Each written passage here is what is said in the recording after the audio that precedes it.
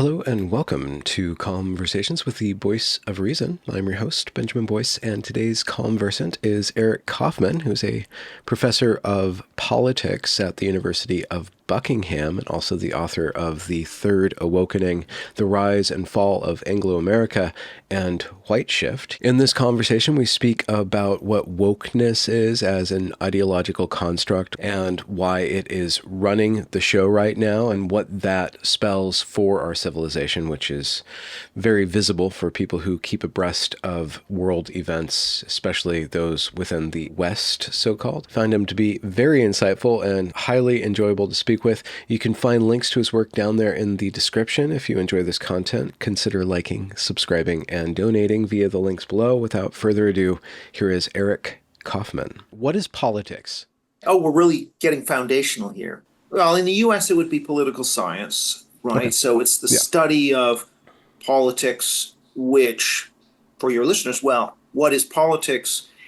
It is either the function of power in society, who exercises authority. And that's one definition of politics. The second is it's the institutions that exercise governing power in the society. So that's, the executive. In the US case, it would be all the branches of government at the various levels. Yeah. Down to the local. So those are the two definitions, really. So you could talk about a politics of the family. That's the power as a function definition.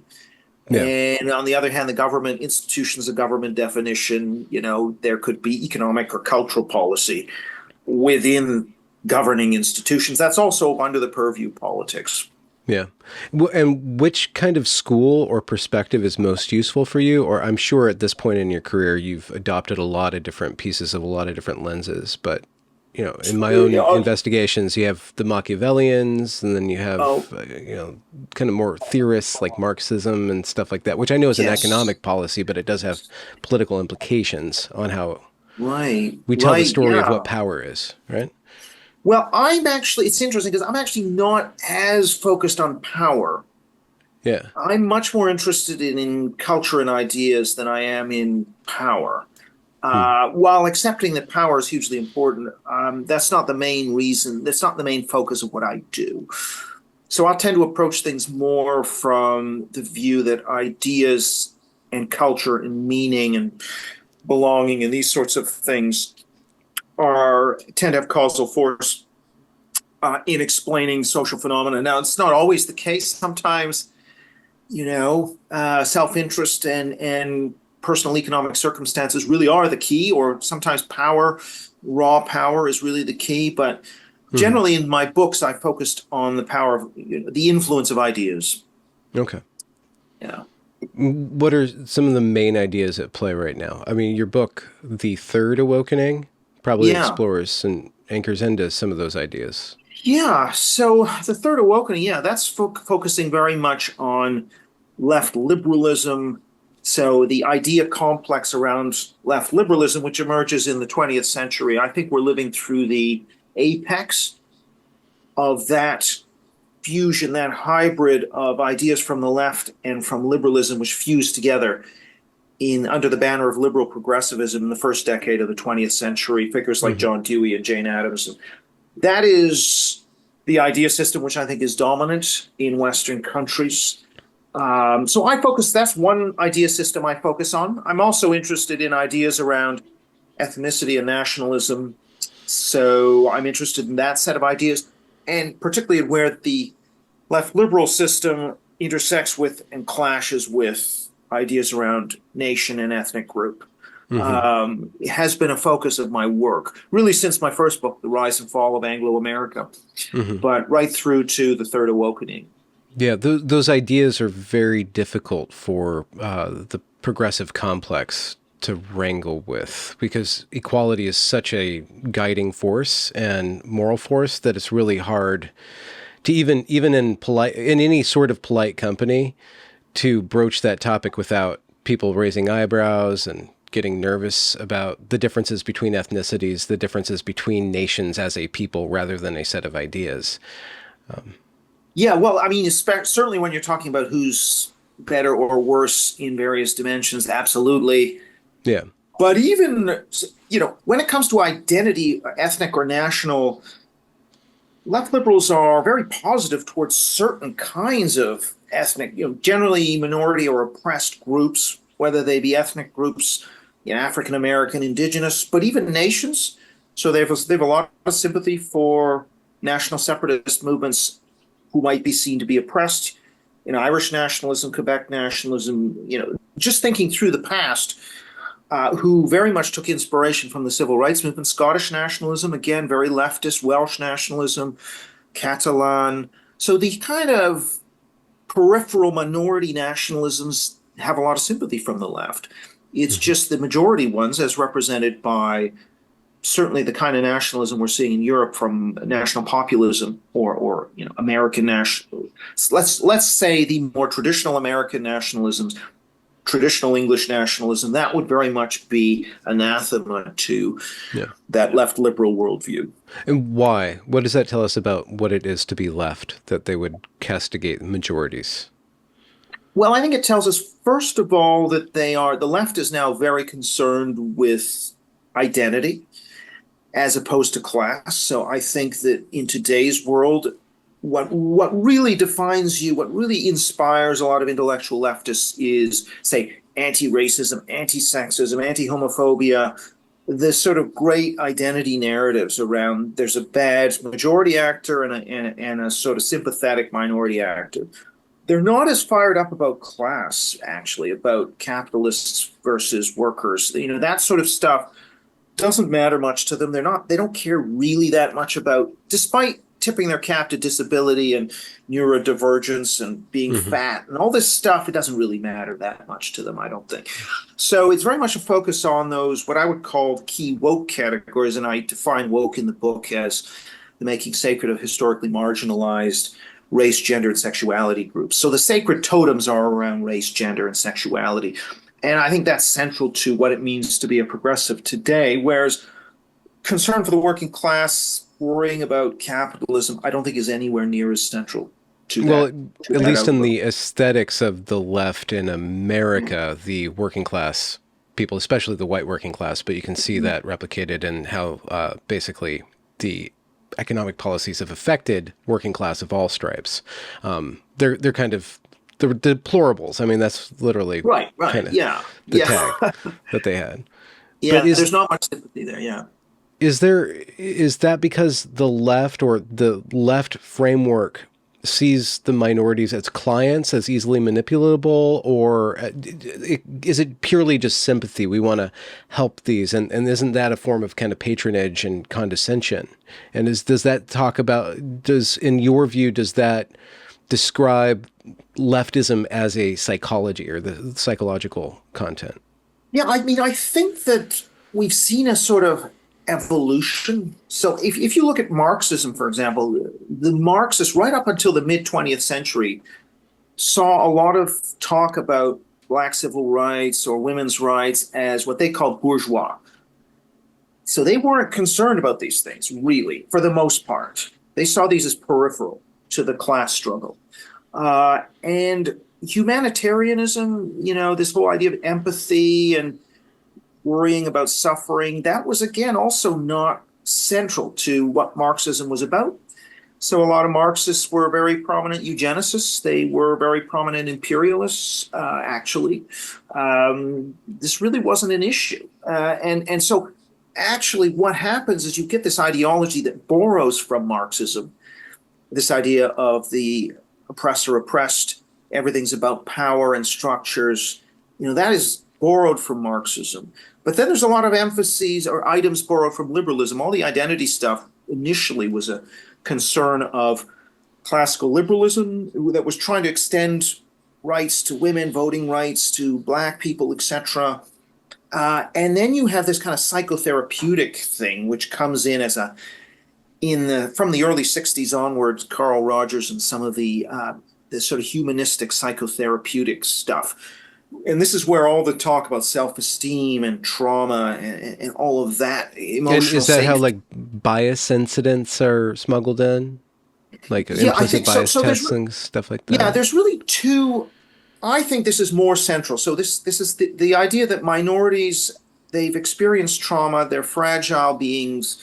We have to be tiptoe around them because they're very sensitive to these traumas. That's kind of very psychotherapeutic. I think that's the bulk of the phenomenon, actually. That's where most of and it's all about empathy for these groups and, antipathy and hostility to their oppressors. Now, there is a sort of more intellectual, call it cultural Marxist kind of strand, which says, well, speech which harms them reinforces these structures of inequality and oppression, and therefore we have to curb free speech to get rid of this structural inequality, whether it be structural racism or patriarchy or cis hetero, whatever. So I actually think that intellectualized cultural Marxism stuff is not as central as the raw psychotherapeutic empathy and hostility stuff. So I put more store by the humanistic psychotherapy Okay. and the concept creep of terms like prejudice and bullying and trauma, just the expansion and the meaning of these things to encompass psychological states. I think that's the bigger driver, but they're both clearly playing a role. Do you think that liberalism was inevitably going to be mutated in this way? Do you think the Yeah, seeds of this left progressivism are in liberalism, or liberalism was kind of borrowed because it was the power structure for these things to spread? yeah, it's such an interesting question. And I know Patrick Deneen, for example, and others would argue that this was inevitable in liberalism. It was inevitably going to go from trip over from this negative liberty of tolerating difference to the positive liberty of celebrating difference. And that's certainly what happened in the West. I actually don't think it's inevitable. And I think it'll be interesting to watch cultures in the Far East, whether they follow that trajectory, because they have a lot of the same negative procedural liberalism in their constitutions, but they don't have the wokeism in the culture. And I think, so my view is this has a very kind of distinct orthogonal kind of cultural development, which is not necessary to liberalism. But this really starts with the kind of what I call modernism, Daniel Bell would call modernism, which is this emphasis on the new, and I would say also on the different. You want to The constantly be novel, yeah. breaking with tradition and shocking bourgeois sensibilities. That's a very specific Western cultural development. I don't think it's necessary to liberalism, but it is certainly accompanies late stage or late 19th century, early 20th century liberalism, and then has just been expanding and accelerating through the 20th century to the point where we are now.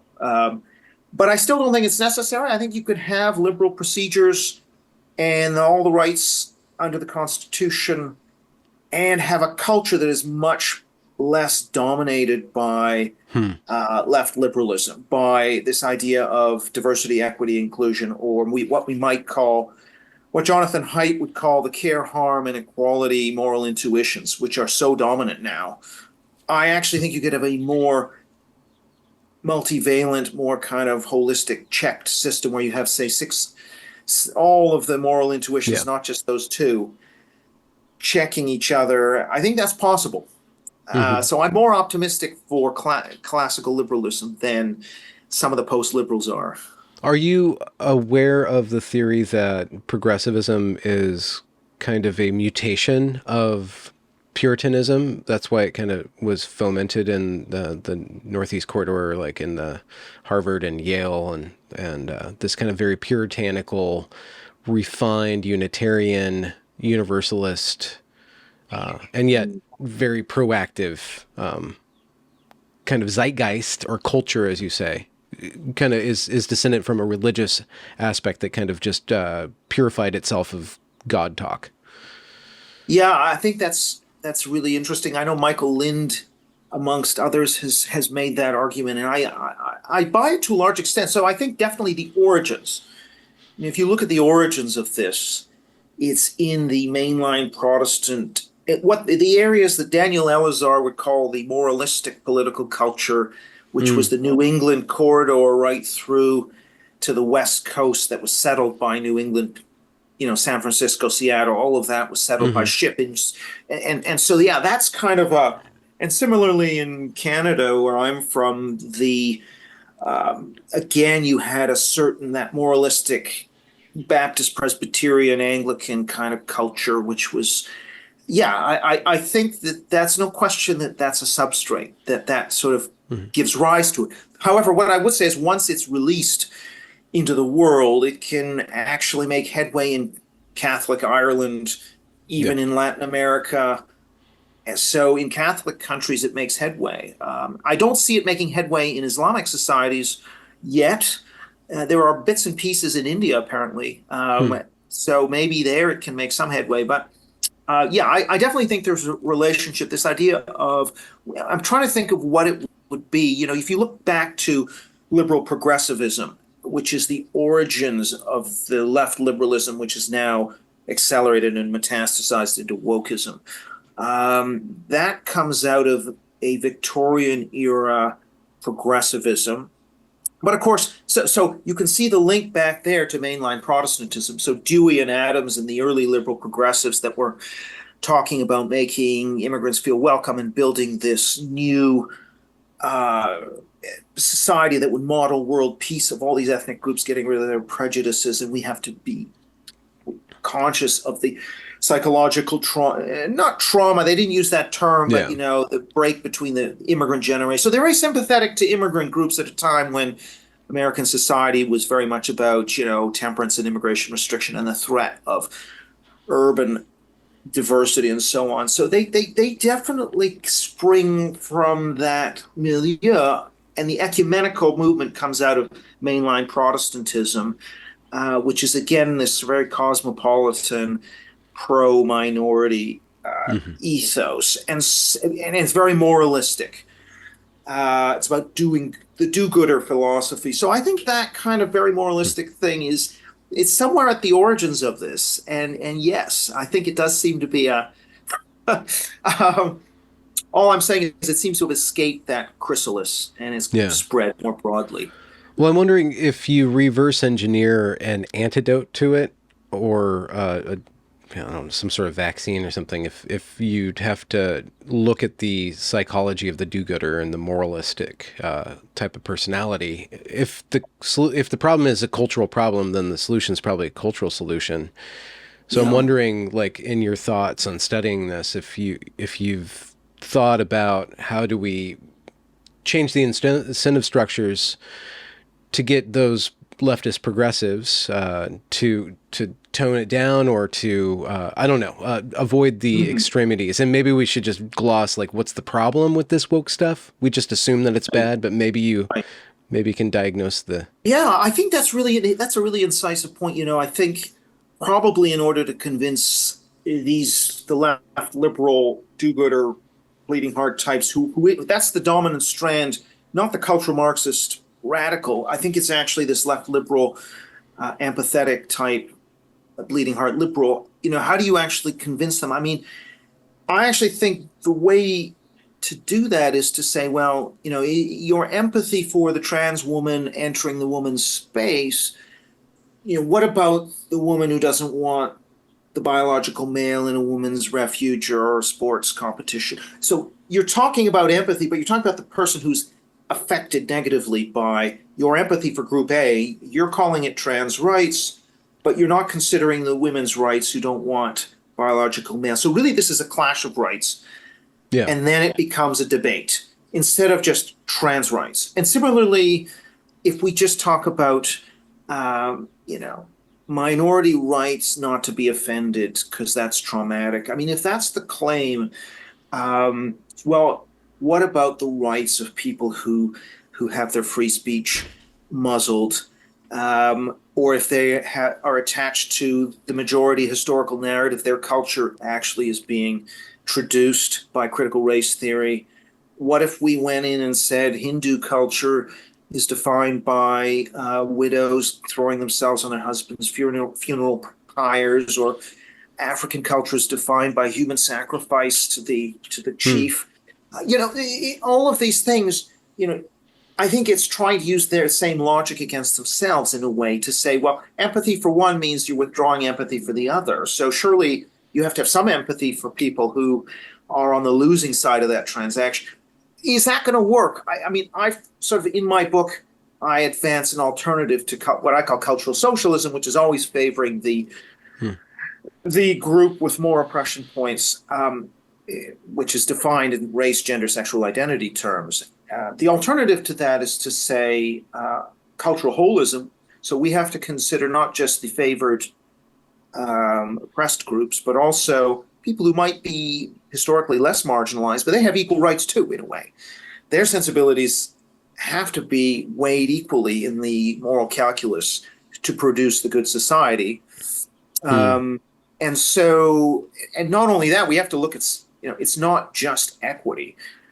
Equity and harm protection are not the only moral values in society. We have to also consider, freedom and rationality, and what Competency. about cohesion and people who have group loyalties.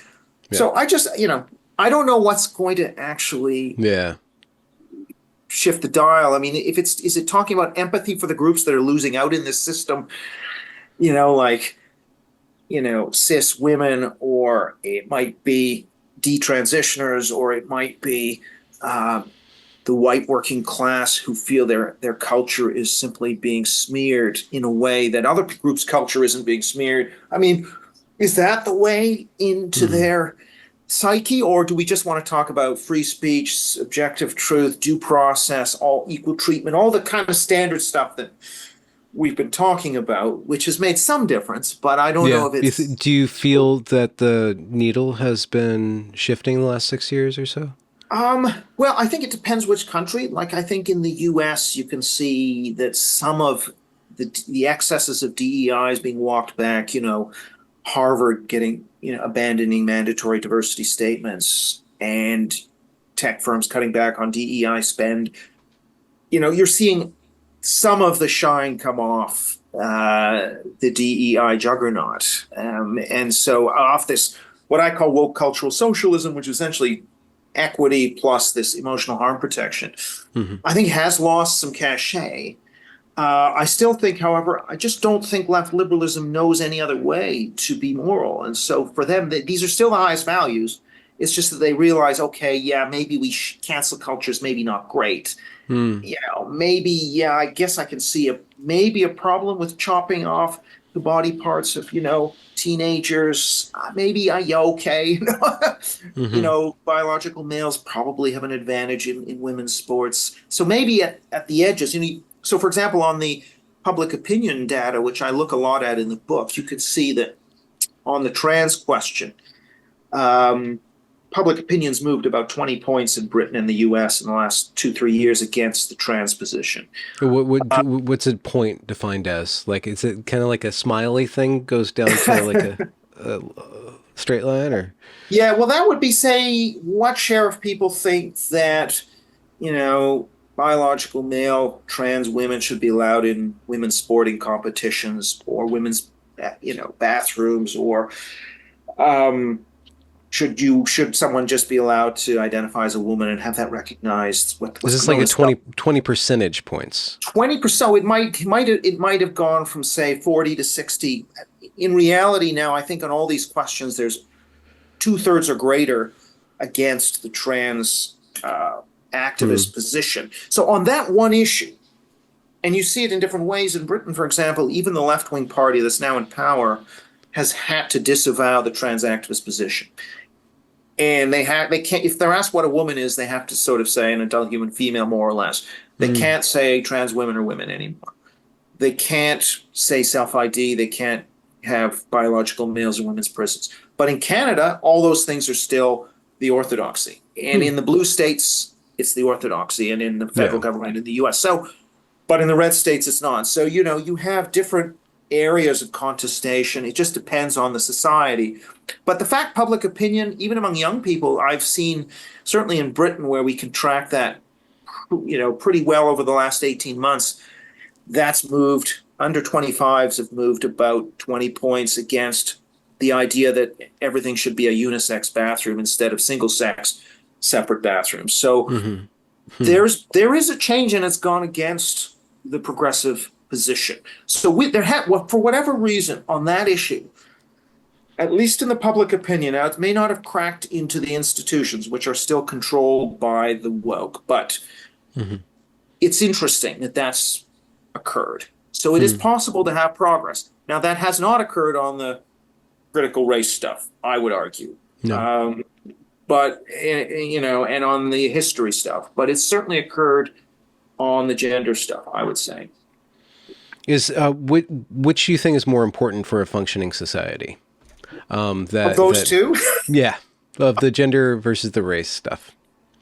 they're both really important. I mean, it's very hard for me to say. I mean, I guess I would lean to the historical as more important, actually, ultimately. Really? Now, I think but it's hard to say because the gender stuff is pretty crucial too. I think it's crucial. The gender stuff's crucial mainly because it impacts the truth-based order.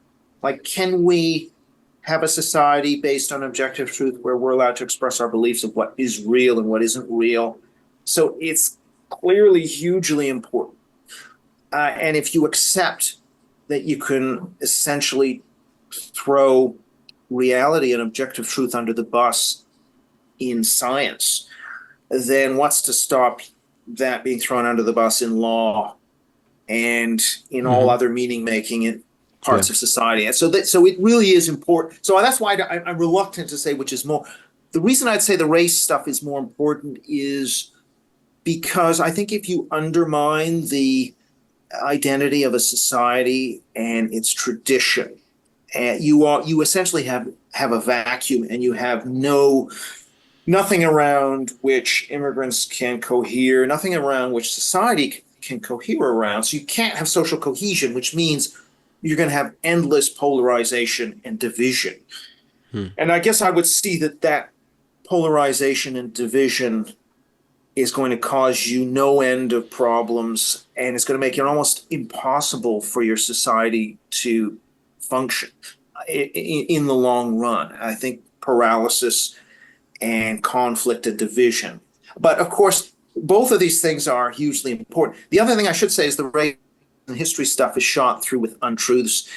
Yeah. The most egregious of which is the Canadian Indigenous discussion, which is wholly operating in a realm of complete untruth and fantasy. So this Yeah. idea of 215 bodies buried in a mass grave near a residential school in Western Canada is a complete fabrication. It is utterly incomplete. It is as untrue as Pizzagate, and yet it is upheld by the media, by all the political parties. 60% of Canadians believe this, not because they're woke. Actually, just for most of them, it's just that's all they've heard.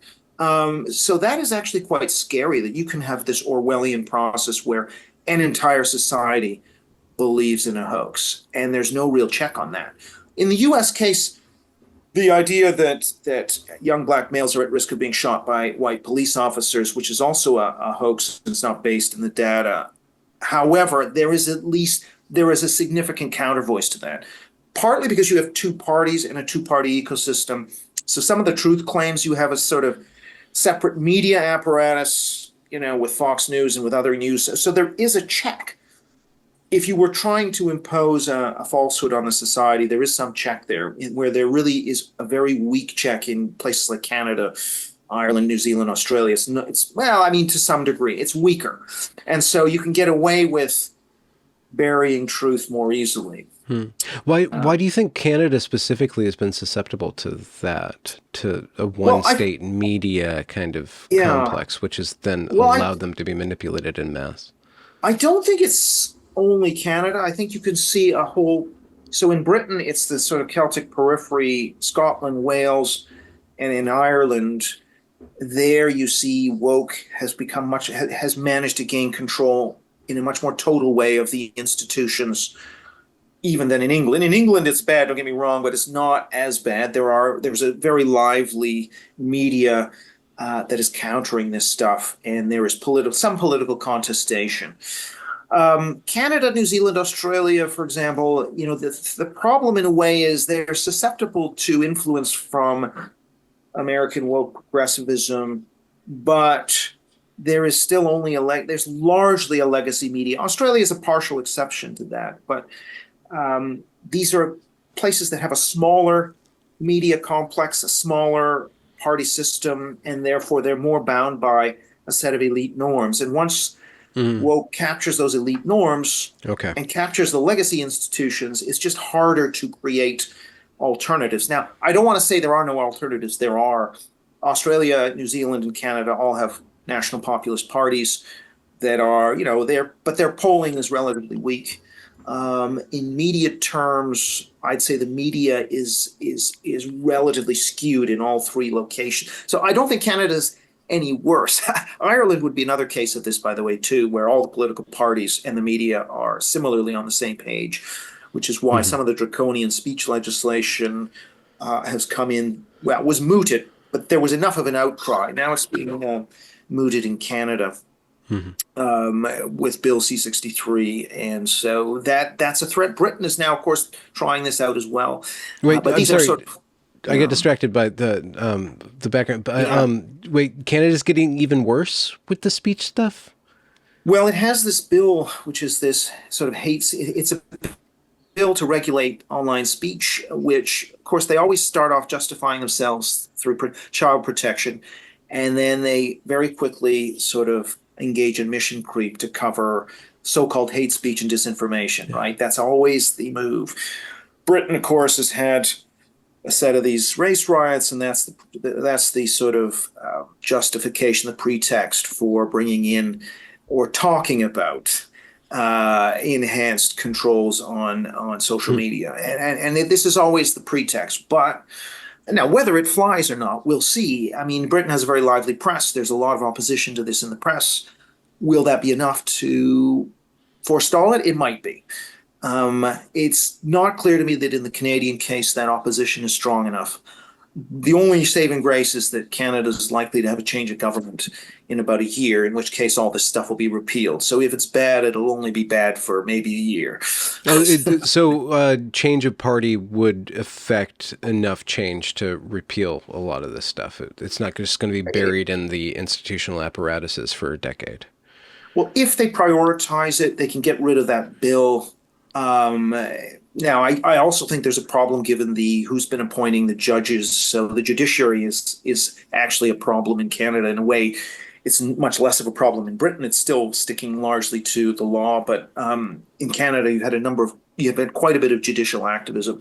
Whether or not that can prevent the repeal of this kind of legislation, I'm just not enough of a legal to know exactly whether that can. But I think a change of government, if they're focused on this, I mean, my worry also with conservative governments is they just talk about economics and they just focus on very short-term economic things without actually carrying out the reforms of institutions, the patient reforms that are necessary to get this stuff out. And it remains to be seen whether that's enough of a priority for the very likely incoming conservative government here to do that.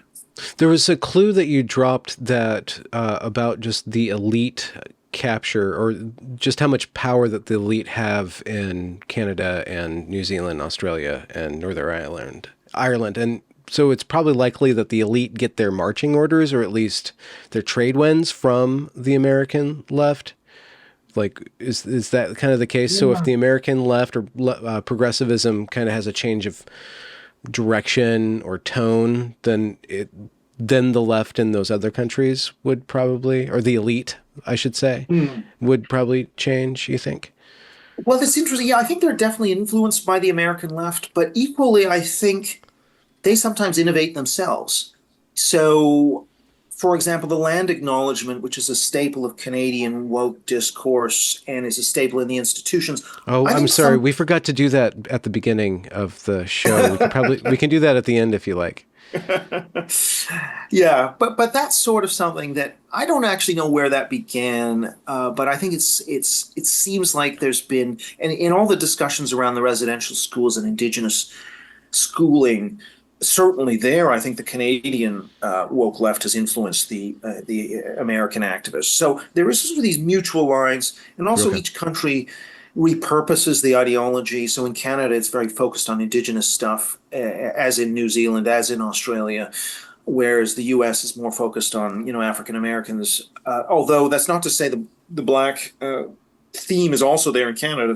It's just that it's a lot It's smaller harder black to pull off. population, is Yeah. not as central to the history, and therefore it's a bit more of a, it's not, there's not as much energy behind that. It seems that the indigenous is really where a lot of the pieties are, and Yeah. the energy is, Yeah. certainly in these societies.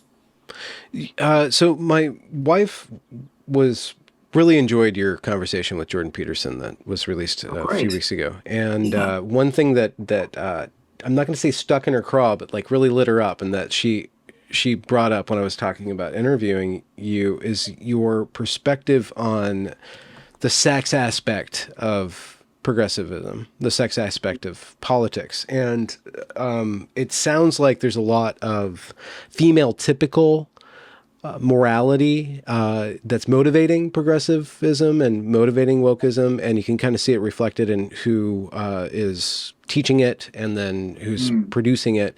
I'm wondering. I want to kind of dial the question back, and then we can get into the solutions, because she that's what she was trying to figure out. Well, what's the solution if it's kind of females are the arbiters of morality? But from your point of view, once women got the vote, was it inevitable that liberalism would then be much more susceptible to progressivism, as you defined it, as an empathetic based moral code? Um, Well, not actually, not necessarily. I mean, so actually, where Jordan, I think, and a number of others would argue that it's in the sort of evolutionary psychology of women to be empathetic, and this idea of empathizing and protecting is more important than, say, free speech, for example. And I think, there's definitely truth to that. But my point was to say, well, in different historical periods, that empathy has been directed in different ways. Mm. So the empathy, and so the empathy could be towards your own tribe against the other tribe who are demonized, or it could be, so women have been in the forefront of religiosity and patriotism Mm-hmm. in other eras when those were. So what I think really we're looking at is that women kind of uphold the dominant values, the dominant ethos of a society. Men are more likely to be the contrarians and free thinkers. Now, of course, these are just tendencies. They're There's a just whole tendencies. Yeah. bell distribution, and you have obviously plenty of. We know there's a lot of anti-woke women, right? Um, but More every so day, I, yeah, God willing. yeah, and so I think that this is more. It's very interesting. I talked about the liberal progressives and Jane Addams, very sympathetic to immigrants at a time when most Americans were not. But on the other hand, not very sympathetic to African Americans. So the whole point about empathy is it's always directed at a particular target. It's not general, and it's very selective. It's always very selective. And so the point I was making was, well, in a particular era, the dominant ideology tells you who to be empathetic towards and who to be hostile towards. And I don't think whether we have more or fewer women in the professional realm, it's going to change that much, because yes, they may be more likely to be empathetic and less likely to be systematizing and free thinkers, but the target of their empathy is given by the ideology, Mm-hmm. right? So I don't think it was inevitable that when women got the vote, because when they got the vote, actually they were not empathetic to immigrants, for example. If we take the American case, they were felt somewhat threatened by immigrants from Catholic societies, let's say. Hmm. If they were Protestant, which is really where the feminist movement comes from, they thought immigrants would hold back the progress of women. So they weren't empathetic towards immigrants. And that's a later development. And so it's not automatic that women should be, it's not automatic that they'd be empathetic towards Muslims and African Americans, for example. And that doesn't follow necessarily. I think that's because the dominant ethos is this left liberal, what I call cultural socialist ethos, focused on the woke holy trinity, race, gender, sexuality.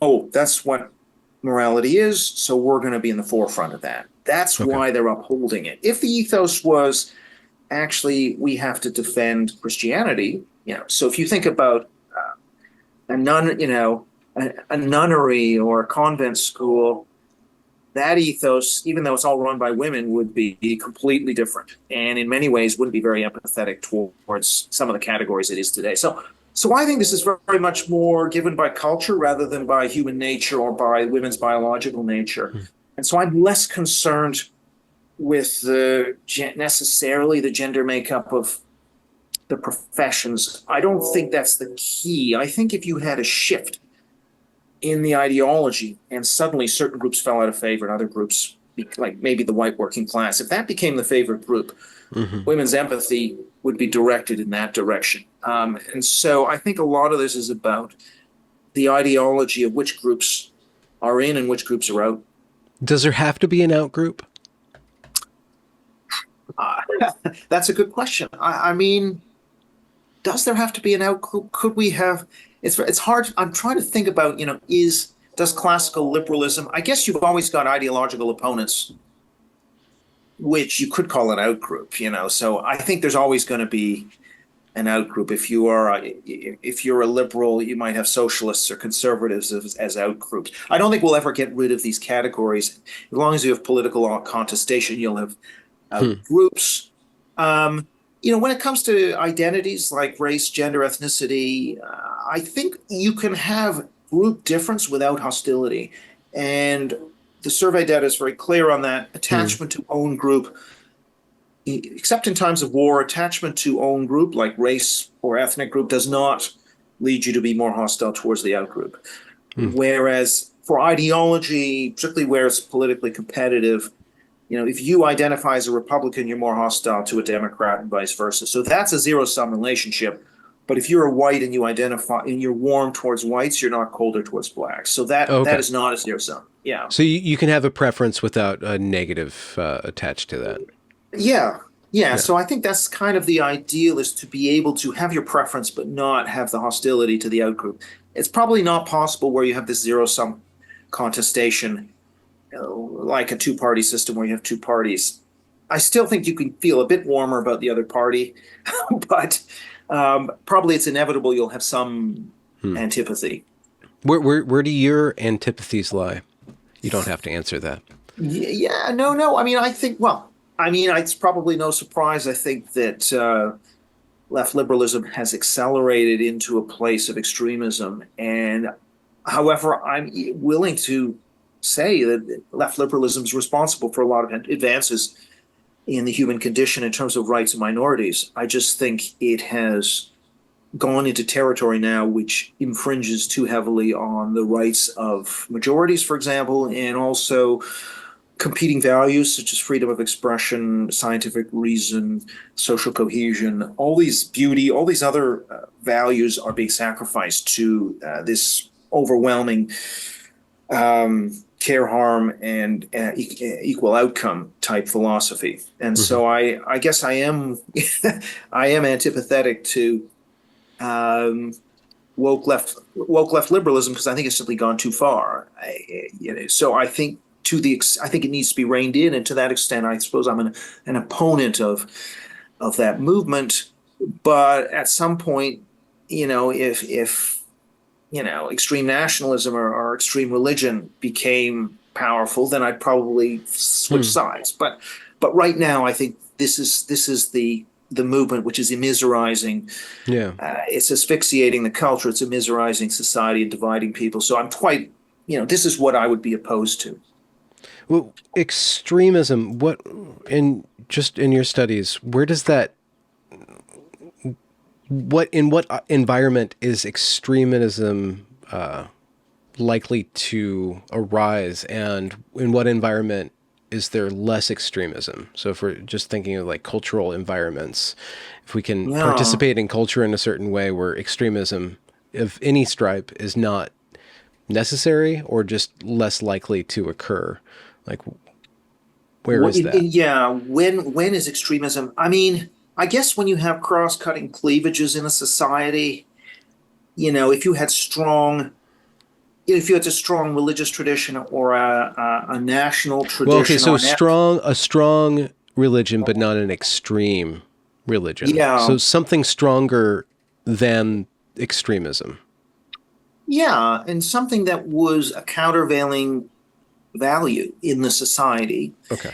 Um, National tradition, reverence for what one's ancestors, whether spiritual or political or ethnic or whatever, did and built, or whether it be some alternative value system, maybe it be religious, whatever. Again, those are susceptible to extremism too. But Yeah.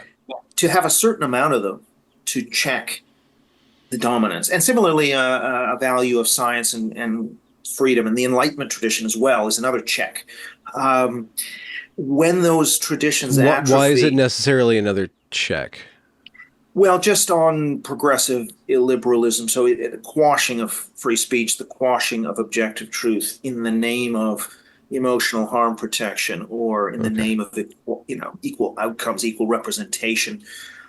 So subverting merit in the name of affirmative action.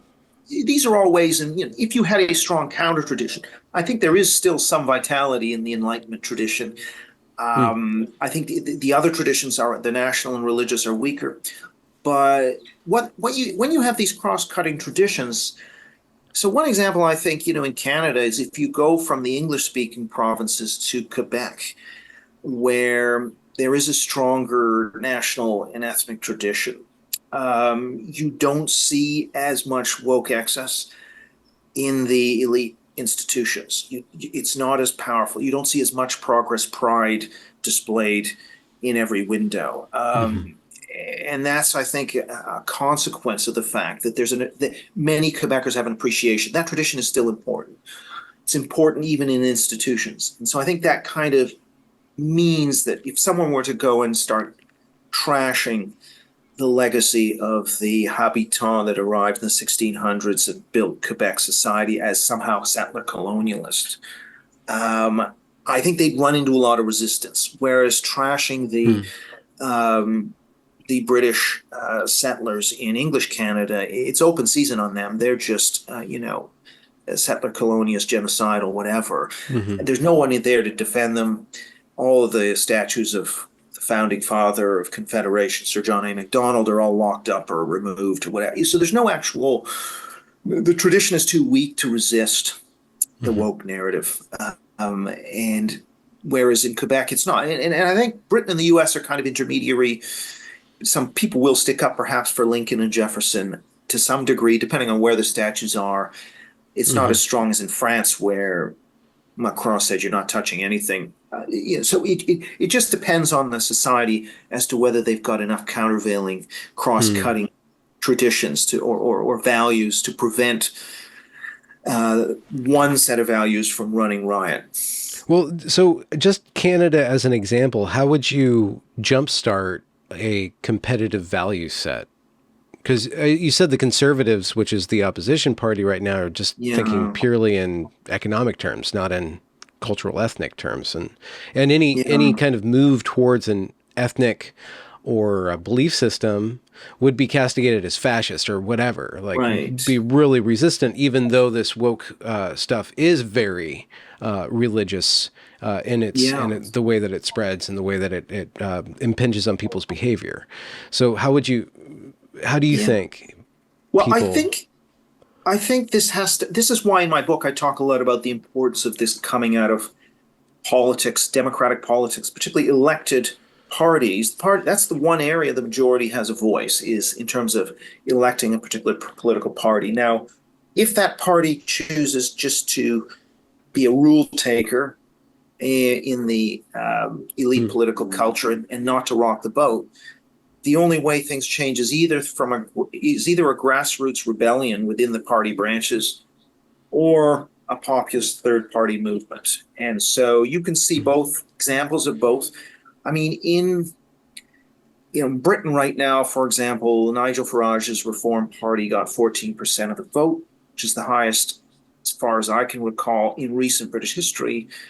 Now, this was mainly about because it was mainly about immigration, the immigration policy of the Conservative government. But if you were able to raise the profile of these culture war issues, the attack on history, the attack on the sex binary, etc., enough that they decided elections that they cost the mainstream. If the mainstream conservatives neglected it, and didn't do anything Mm. about it and paid a price by losing votes to the populace. Or if one Mm. of the insurgent candidates in a primary or in the British system, in candidate selection in the leadership, who espouse these positions win and are voted in by the party membership. Those are both routes through which these issues can enter into the political arena. Once that happens, then you can start challenging the norms. And I think it's once the norms are challenged. So if a populist party comes in and successfully challenges the norms, then the mainstream right will move into that position, and the Overton window will broaden, and the norm or the stigma will erode. So it's about eroding these stigmas bit by bit. And I think the better the populists do, the more the stigma erodes. And so it's a kind of self-fulfilling process Mm. of Hmm. stigma erosion. But that can only happen if these issues are, if the profile of these issues is raised, the salience of them is raised by the media and politicians. Then we Yeah. can start to see pushback, and that's what we're getting in the U.S. on DEI. I mean, all of this was not a political issue; it was considered unseemly. Now that DEI and critical race theory and gender Yeah. ideology is being politicized, first the argument was it's not happening in schools. Then the argument was, well, it's not really Ibram X. Or it's not actual Derek Bell critical race theory technically. It's just talking about white privilege. Of course, one is a vulgarized version of the other. So Mm. that excuse ultimately didn't work. And then eventually they had to concede. And so, because really what the other side wants is for these issues to be buried behind closed doors in the institutions and away from the scrutiny of the media and regular politics. What the anti-woke side needs to do is to dredge these issues out of the institutions and actually to centralize power over those decisions more in the elected government. Mm. This idea of devolving power actually is a bad idea, that classical liberal idea, if it means you are pushing power away from elected government, which is the only institution the majority can control. If that's Mm. pushed down into arm's length agencies and bodies and expert commissions, those are all captured. So you Yeah. need to actually be repatriating the power away from those institutions back up into the executive, at Mm. least in terms of the ethos and norms. And that's really I think the challenge going forward for a lot of conservative parties is to actually start actively reforming these institutions. So I'm kind of more opposed to the libertarian solution, which is always, oh, well, we'll make our own universities, we'll have school choice, and it's all going to be people voting with their feet in the market. I actually think that's not going to work. It might work for media to some extent, but it's not going to work for Mm. schools and government and universities and so many other areas are actually, there isn't really a free market. There's market failure and market power. So you actually need to use government. Okay. Do you see that as possible? You see reform as possible, and how deep does the knife need to go, the scalpel need to go, from your perspective? Yeah, I'm kind of a believer in. I still think we use the tools of liberal democracy, actually, both the law and the voting booth. Hmm. As long as you hold your elected representatives to account, that's going to require mobilization. So people who are anti-woke are going to need to form associations and pressure groups that hold politicians to account. They may have to sign pledges. There should be scorecards of how they vote, what they say. So that between elections, there needs to be that mobilization. The way there is, say, if you look at the right on the abortion and gun issues and tax issues, but we don't have that for repeal of affirmative action, for example. Mm. And so I think more organization, and I think it is. We're just at the beginning of the political fight back, but that has to be a high priority for incoming administrations. They have to have the stamina to, for example, face down teachers' unions over curriculum. They have to outpace the educational establishment in a way they've been reluctant to in the past, and they've Mm. been defeated every time because the curriculum is key. If kids are being taught that everything was hunky dory before the white settlers, colonialist, genocidal settlers arrived, and you never talk about Comanche genocide against the Apaches or Ottoman Hmm. and Aztec slavery or human sacrifice. If you only have this very one-sided view of history, then that's what they're going to come out of school thinking. And in the book and in studies that I've done, I did a large-scale survey of 18 to 20-year-olds, asking them what they learned at school, and you could definitely see where the ones who were exposed to this stuff more heavily had more woke beliefs in, white guilt and various other things. So, curriculum reform, all of these areas of reform of institutions is a major area that the right needs to focus on. And I sort of make it about, it's got to upgrade culture. That's got to be more important than economics and foreign policy even, because without the cultural substrate, you don't, it's not just a tiny little culture war happening on Twitter or in universities. This is the basis of your civilization. And if you don't have that, everything else is going to be in trouble. It's this culture war is not just about culture. It's also about, you can't control your border. If that's seen as racist, you can't have, how are you going to deal with crime, education? How are you going to have enough people in your military and your police force without any sense of loyalty to a national tradition? So these are all impacted, as of course will, merit and beauty and excellence. And so this is far more important than just a tempest in a teacup on campus. Do you have any data or insight into, let's just say, the half-life of woke ideology as it is lived in somebody's life? Do we know, like, they start out, let's just say, coming fresh out of college with all those the DEI trainings that they had to take, and then it can only persist in their life for so long? Do we know if when it meets reality, or when the kid grows out of it, or is it pretty entrenched? And maybe it's just too soon to tell.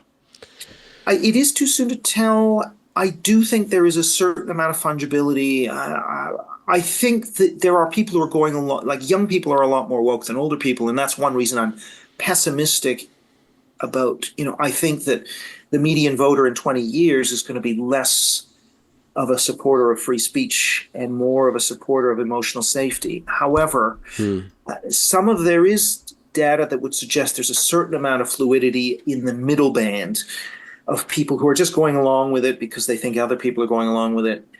And maybe some of those young people can move. So we've seen on that unisex versus single-sex bathroom question in the last 18 months, a 20-point shift amongst under 25s.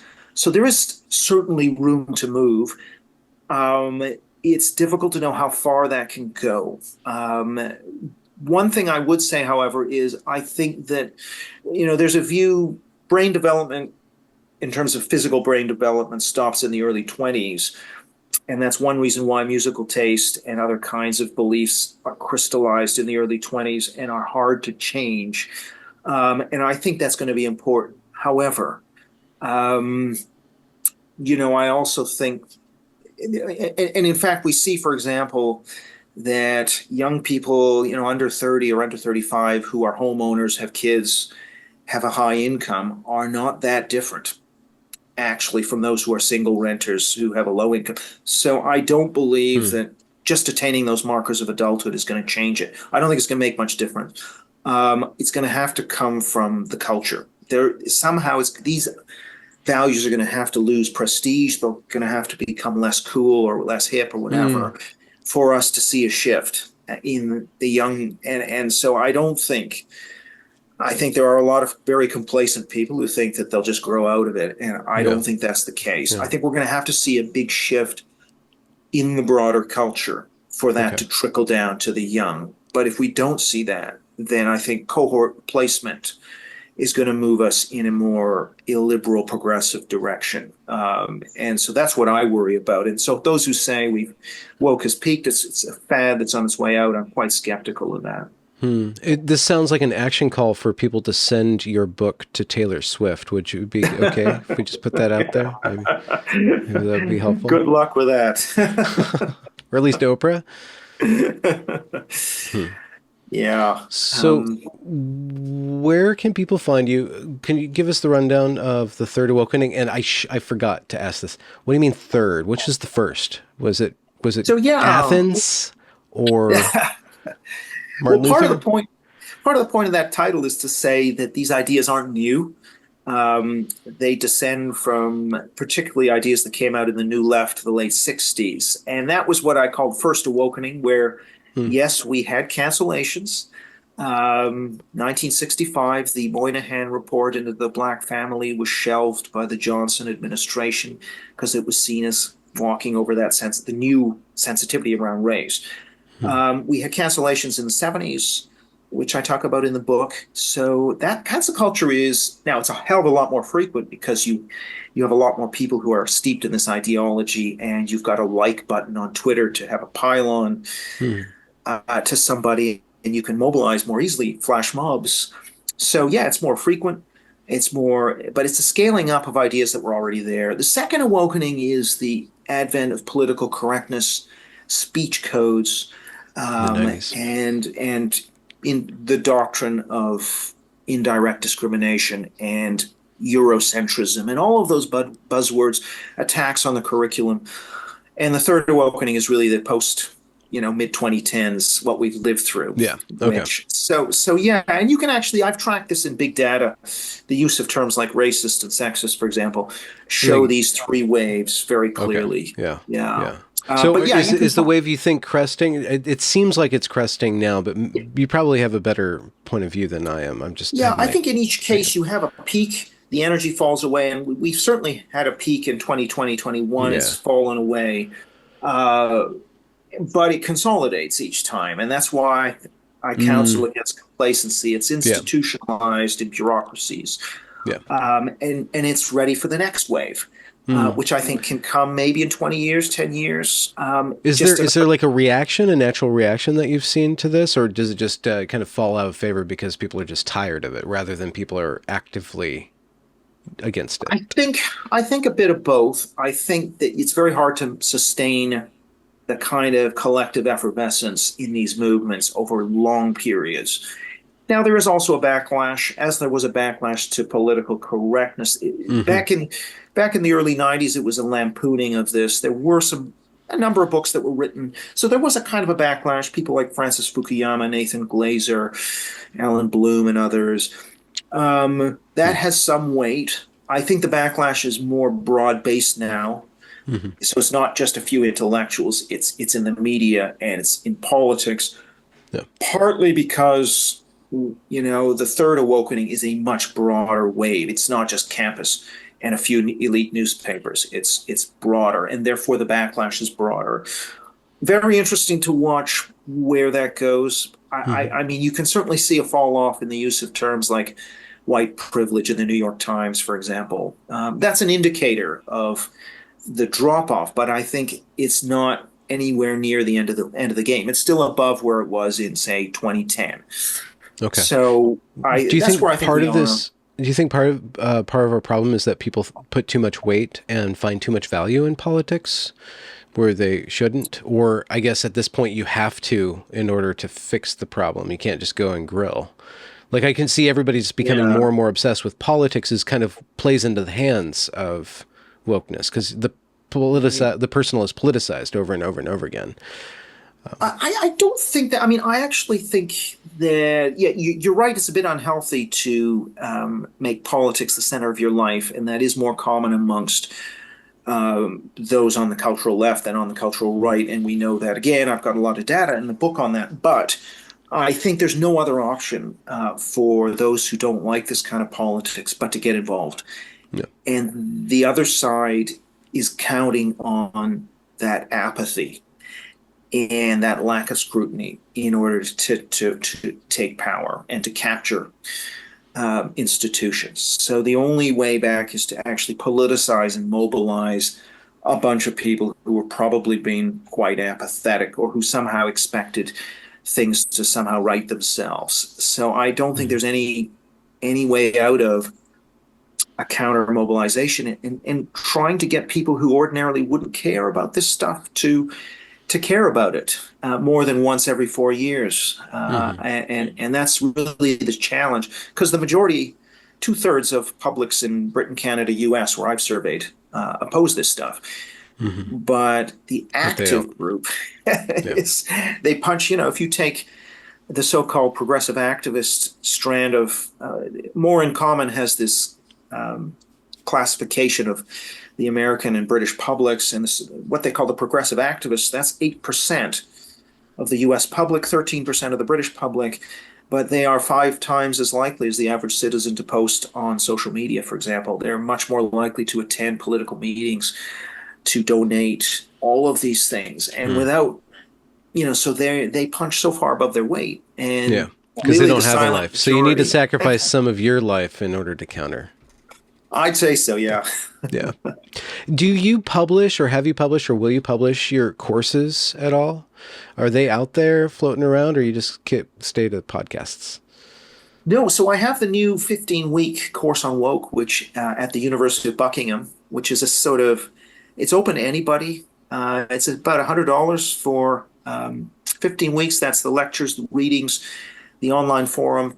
If you want, if you want to be participating in the seminars, then that's going to be more expensive. And obviously, if you want to, Is do a that degree, continually rolling, or is that the seminars kind of are, they have a start and a finish, but the yeah?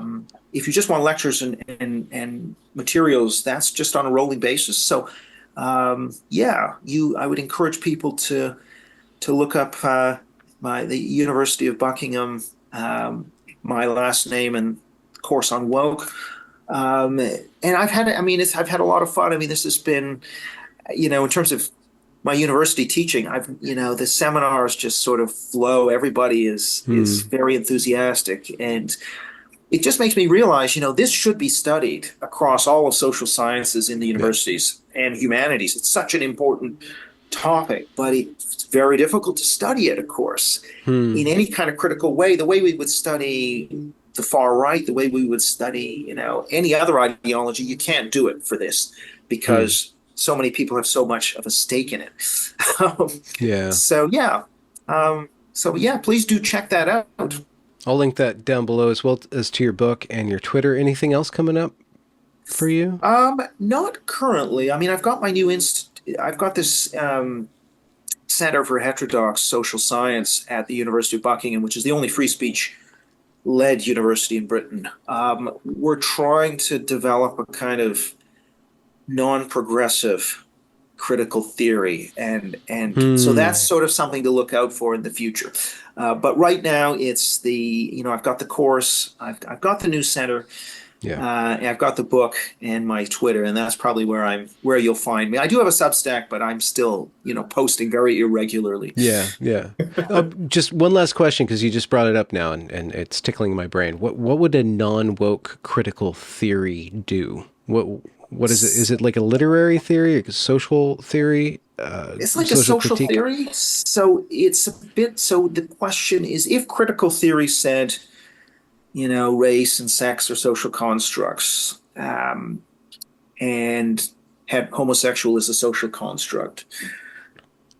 This kind of a critical theory would say, racism, sexism, homophobia, transphobia are to some degree social constructs, and we want to inquire into the motivation of those, just as critical theory would inquire into the motivation of those who wield these constructs and create them. Well, we would want to inquire into the motivations of those who create and wield these constructs. So to say that sexism and racism are socially constructed, now, of course, that is an exaggeration. There is, of course, real racism and sexism, but there's also fake, right? And we've seen that time and time again, from the Covington boys to, the Canadian mass graves. So there's a lot of weaponization. Now, is that instrumental? Does that advance somebody's career? I mean, there's clearly many lawyers making a lot of money out of the mass graves thing, but there's equally true. I think it's more about genuine belief, and people have just caught the mind virus, and that's what they believe in, and they're trying to arrange things to favor their ideology, and so they'll stretch the meaning of these terms and weaponize them. So part of the process would be to describe it as it is, and then also to counter it or dispel it or see. Yeah, it's a theory about society, and it's a theory about culture and power in society, the same way critical theory was. Yeah. Yeah. And it is to some degree critical of the taken for granted narrative in the mainstream and elite institutions. The way critical theory was critical of modern science and the Enlightenment, they claim that was the taken for granted idea system, the hegemonic idea system. And so if the sort of non-progressive critical theory would say, well, the hegemonic idea system is actually what I would call woke social cultural socialism, or some would call social justice, and that is the taken for granted backcloth that is presented as normal, but actually is shot through with deliberate constructions of groups that want to privilege that ideology. So it's not norm; it's a kind of artificial framing of reality, and so it's trying to get behind the reality as it's framed in the elite institutions, which is exactly really what the critical theorists were doing.